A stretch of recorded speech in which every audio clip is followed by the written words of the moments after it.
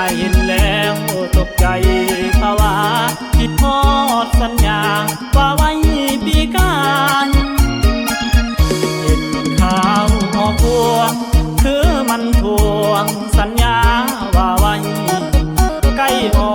กพรรษาแล้วได้อายสัญญาไว้ว่าสิไปขอเฮ็ดจังใดล่ะเงินค่าดองของอายบ่พอฝากให้เจ้าไปล้มแม่พอเอาปีหน้าได้บ่จะมาขอแต่งหาเงินลำบากค่าของชีพทุกอย่างมันแพงซื้อข้าวซื้อแกงอาหารแล้งก็คือต้มมีเพื่อนเศร้าเขาซื้อกินบางวันยังได้ติดหนี้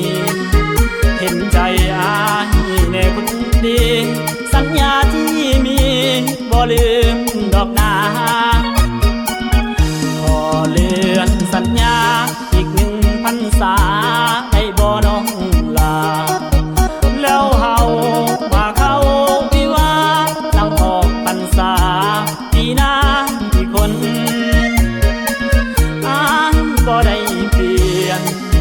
แต่ย้อนปัญหายากจนรออายอีก1 หนปีหน้าสิ้นคนจะมาขอแต่ง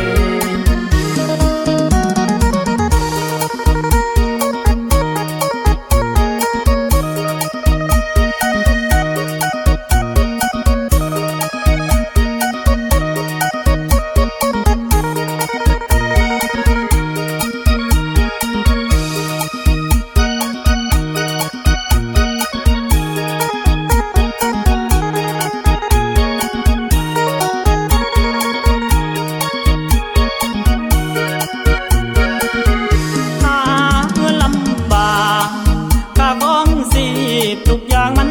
แพงซื้อข้าวซื้อแกงอาหารแล้งก็คือต้มมีเพื่อนเศร้าเขาซื้อกินบางวันยังได้ติดหนี้